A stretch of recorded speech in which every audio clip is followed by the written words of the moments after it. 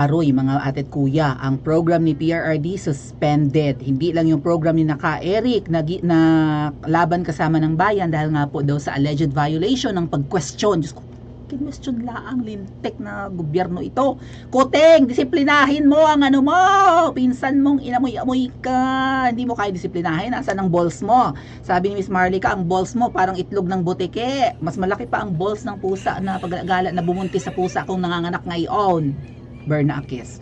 Oh, 'di ba? Kasi ang nangyari po sa program ni Ka Eric at ni Dr. Lorraine Badoy ay sinuspend po and then eventually pati yung kay PRRD nagikan sa masa. So saan natin mapapanood si PRRD nito?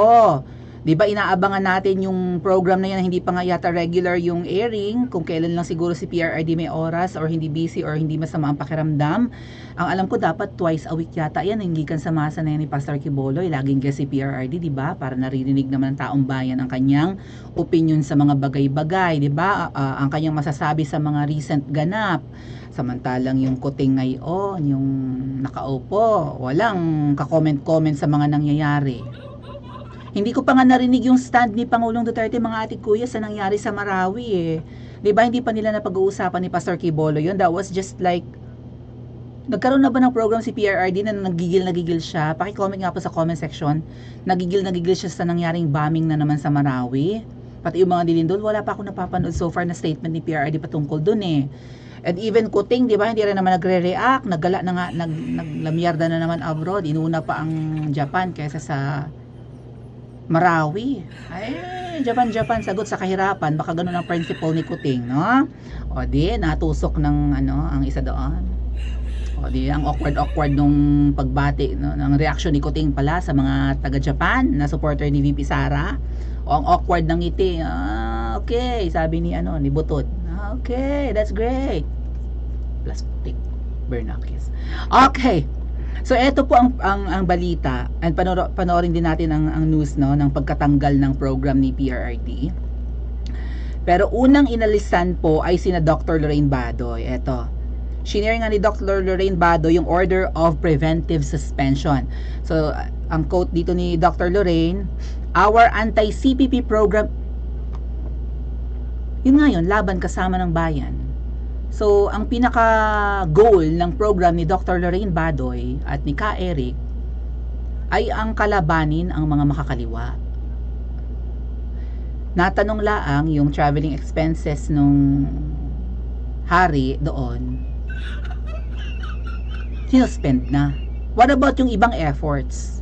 Katulad ng, di ba, pakipaglaban sa mga makakaliwa. So, is it suffice to say, and even si Spokes Harry Roque sinasabi yan eh, ang lower house nakikipagkontrabahan na sa mga makakaliwa. Hindi kaya panahon na para i-abolish yan? Ay lahat sila nagkakaisa na ipagtanggol si Tamba dahil kinikriticize yung kanyang traveling expenses. Oh, nagkakaisa sila. So si Tamba naman kaibigan na ng tatlong makabayan bulokels doon.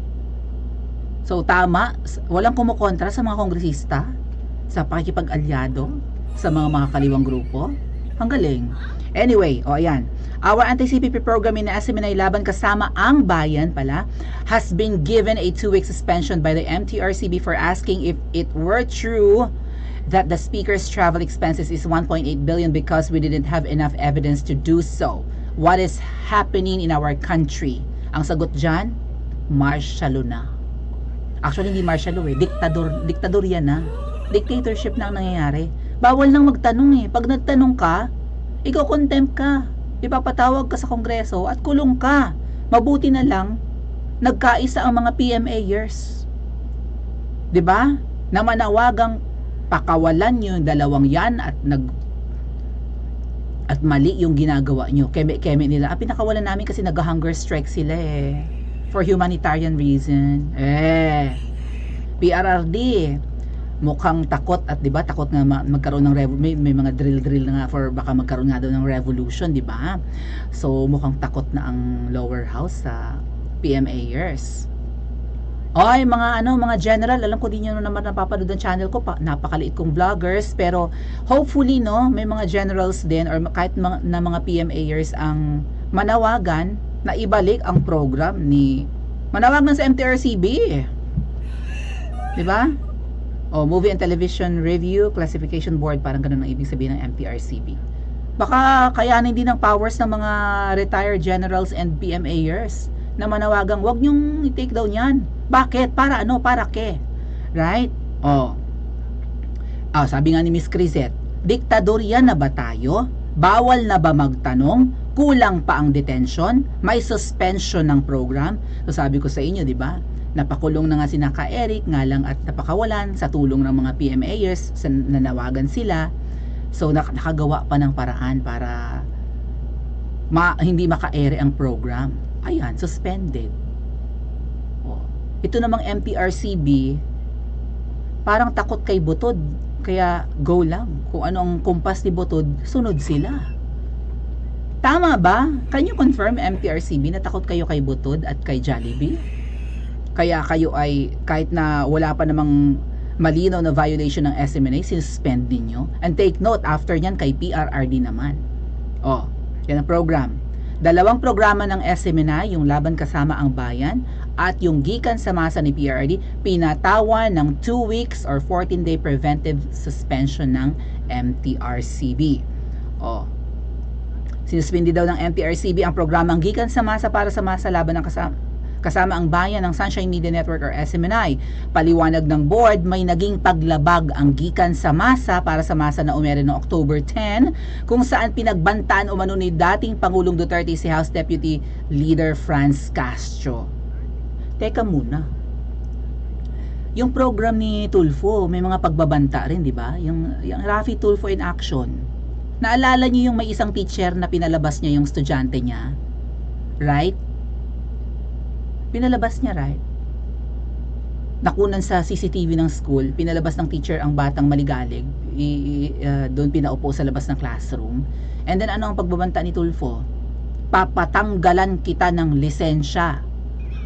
As if ganun kadali yun. Huli ko na lang naintindihan mga ate at kuya nung ako'y nakagraduate na hindi ganun kadaling kumuha ng lisensya. Siyempre, ititake mo yung educational program for 4 years and then magre-review ka. And kapag sinuwerte ka, swertihan po yan. May ibang, di ba, mga dean's listers, may mga cum laude. Pag-take ng licensure, bagsak. Isa sa pinakamahirap na licensure exams ang teaching, mga ate at kuya, ang education. Lalo secondary, elementary education, madali pa eh. Di ba? Kasi ang inaaral naman sa elementary, usually, di ba, reading, writing, yung ano ba yun? Yung 3 R's, reading, writing, arithmetic or arithmetic. Yun lang yun eh. Pero sa secondary, mas mahihirap na eh. Tapos ganun lang kadaling yabangin ni Tulfo na patatanggal ko ang lisensya mo. Good luck, Tulfo. Mabuti hindi yata natanggal yung lisensya ng teacher. There was so many episodes of Rafi Tulfo in Action and many other programs na grabe ang, di ba, grabe ang pagbabanta ng mga TV hosts. Grabe ang pambabalahura sa bisita. Si Tulfo, minumura ang mga mayors, kung sino-sino pa. May kilala akong mayor, minura ni Tulfo. Well, natuwa ako ng minura niya yun kasi medyo ang mayor na yun ay may pagkaano rin naman, may pagkakurakot. Diba? Mas balahura si Tulfo kaysa kay PRRD kung tutuusin. Senador na nga yan eh. And many other programs na balahura magtanong. May pagbabanta sa mga guest. Nga lang at itong Franz Castro, hindi naman kinumpleto ang pangalan, balat sibuyas. Nagsampa pa ng kaso. Abay, pinakinggan ng MTRCB. Ano ba itong MTRCB? Kinakampihan ng makakaliwa. Kakaloka, no? Ano pa? Yan nga, MTRCB has suspended the program of PRRD gikan sa masa para sa masa ibang level. Ibang level ang ang power. Inaalisan talaga nila ng platform si PRRD, no? Even Ka Eric and Dr. Lorraine Badoy. Ito na ba yung sinasabi na ni Miss Maharlika na Oplan ipatutumba? Kasi sa listahan na yun, syempre, ang mga nangunguna dun si VP Sara, number 1, di ba? PRRD, Pastor Apollo Quiboloy, gikan sa masa, followed na ng mga vloggers. So, ibig sabihin, pagkatapos nitong success ng tumba, ng Oplan tumba di umano, according to Miss Maharlika, after ng success ng Oplan tumba against VP Sara PRRD, Susunod na ang mga vloggers. Kasi kasama kami sa listahan ng Oplan ipatutumba according kay Miss Maharlika. Ay kung yung mga higanting pangalan, VP Sara, PRRD, ay yun, sina ka Eric, Dr. Lorin Badoy, napapatumba nila eh. Saan natin mapapanood si PRRD, mga ate at kuya? Kapag gaganyan, panoorin muna natin yung balita ha. Eto. Hold on. Full volume ba yan? Okay, let's listen. Saan banda? Okay. Hindi muna e-ere ang dalawang programa ng Sunshine Media Network International o SMNI matapos patawan ng Preventive Suspension Order ng Movie Television Review and Classification Board.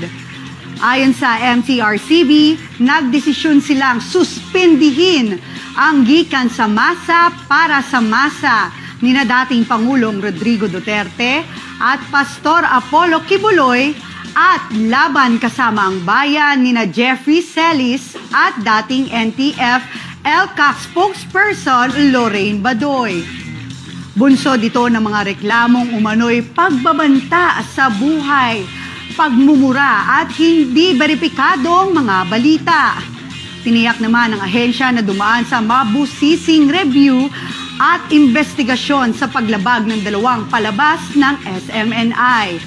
Magugunita ang kakalabas lang ni Badoy at Celis mula sa kamera matapos cite in contempt ng mababang kapulungan dahil sa pagpapakalat ng impormasyon.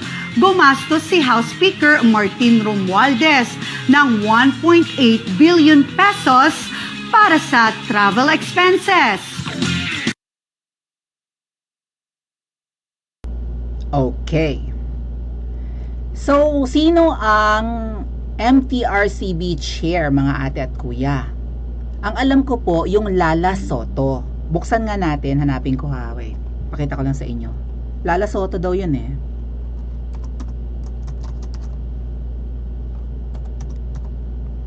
Chairperson. Sige. Lala Soto. Ayan, Lala Soto nga. Pakita ko sa inyo. MTRCB led by its chairperson Lala Soto. You know what? It is so ironic. Lala Soto. Tingnan natin kung ano itsura niya. Oh, siguro kapatid siya ni ni Shara. Kamukha sila eh. Shara Soto. So, kanino siyang anak? Baka anak siya ni Tito Sen. No? Anak mo siya ni Tito Sen? Ni dating Senator Soto? Tito Soto?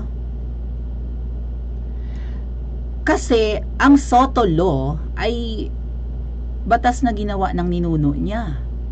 1950s pa yun, di ba? Ang Soto Law ang nagpo-protect sa mga journalist na huwag i-reveal yung kanilang source. Journalist si Ka Eric at Dr. Lorraine Badoy, but despite that, pinipressure nga po nila na i-reveal ni Ka Eric yung source eh. 'Di ba? Sino ang source mo dito sa house? Sino nagbigay sa iyo ng info na 1.8 billion ang nag-gastos ni Tamba sa biyahe? Hindi ni-reveal ni Ka Eric despite the pressure. Tapos si Lala Soto hindi naiintindihan yung, my God, bragging rights nila yan. The Soto Law. Nasa apelyedo na nga eh. Oh, Lala Soto, MTRCB chair. Ang apelyedo nila ay nakabalandra sa ating batas. Tinawag pa ngang Soto Law. Galing sa kanila. Tapos hindi niya ba naiintindihan yun? Hindi niya naiintindihan na pinipressure si Ka Eric and 'di ba? Pinoprotektahan ng Soto Law si Ka Eric na huwag i-reveal ang kanyang source. Tapos pinakulong, hindi pa pumasok sa isip ni Lala Soto na power tripping ang lower house. Bakit siya sumunod? And even sa program ni PRRD, na malinaw na hindi naman kinumpleto ni PRRD ang pangalan ni Castro, ni Franz Castro, itong si Franz parang gusto kong syoktayin. Ganun, di ba? Parang ganun yung sabi ni PRRD. And ayun, tinake down ng program. 2-week suspension. So saan natin panonoodin si PRRD? You know what? Ito ay idea ko lang mga ate at kuya. Sana i-guest ni Miss Maharlika si PRRD, why not? Sana i-guest ng mga vloggers si PRRD, why not? Sana ang platform ni Banat Bay, total kaibigan naman niya si PRRD, di ba? Lalo na nakaupo si PRRD. Sana magamit ni PRRD ang platform ng mga vloggers just like Miss Maharlika and Banat Bay. Kung hindi na siya mapapanood sa program sa SMNI. Or maybe, i-guest si PRRD sa iba pang program ng SMNI. Hindi pala i-ere yung dalawang program talaga, Gikan sa Masa tsaka yung Laban Kasama ang Bayan. So baka may iba pang program ng SMNI or maybe gumawa sila ng panibagong program. Hindi ko lang alam kung i-grant yan ng MTRCB. Habang gumawa ng panibago, mabilisan, no? Hopefully makaisip ng paraan ng SMNI and huwag silang ma-take down ng MTRCB. Kasi gustong mapakinggan lagi ng tao ang mga opinyon ni PRRD. Kasi ramdam ng mga Pilipino, parang si dating Pangulong Duterte pa rin ang president natin. We admire the previous president. Yung angas niya, yung compassion, yung pagmamahal niya nararamdaman natin, yung concern. 'Di ba? Yung mga naipit sa giyera sa Hamas, nagbigay ng sentiment si PRRD. Giyera sa 'di ba ng Israel at saka sa Gaza. Itong mga nahihirapang mga Pilipino. Gusto nating marinig ang concern ni PRRD. Maramdaman man lang ba natin na may tatay tayo or lolo tayo? Ay kasi yung nakaupo ngayon walang pakialam. 'Di ba? Hindi nga natin maramdaman ang kadiwa niya. Nasaan yung kadiwa niya? Kumusta na ang kadiwa? Ano na ang ganap? Kailan siya ulit mamimigay ng bigas? Yung pinamigay niyang bigas ng mga nakaraang buwan, ubos na yun sigurado. Di ba? Mahilig sila sa band-aid solution. Mahilig sila magbigay ng ayuda. Ano, isang bagsakan lang? Ang ayuda, ano yung bigas na yun for 6 years? Isang botel ng bigas ang kakainin araw-araw para umabot ng 6 years? So, iba pa rin po na naririnig natin si PRRD. Agree ba kayo? Saan natin siya mapapanood? Baka pag nag-live si PRRD sa kanyang personal Facebook page or kaya sa personal Facebook account, i-suspend rin ng Facebook. Iba ang gobyerno ngayon. Wala nang galang ngayon. Hoy, Kuting, wala kayong galang. Katandem mo na pa naman si VP Sara tapos ginaganto nyo ang tatay. Hindi lang tatay ni VP Sara yan. Parang ama ng buong bansa yan tapos wala kang pakialam. Nagbe-benefit ka, no? Kasi mabango pa rin si PRRD sa mga Pilipino, and kapag mabango siya, na-overshadow ka. Tama ba, Kuting? Makaya kaya ni PRRD itong ginagawa sa kanya at sa SMNI? Paki-comment po sa comment section at mag-like and subscribe din po kayo.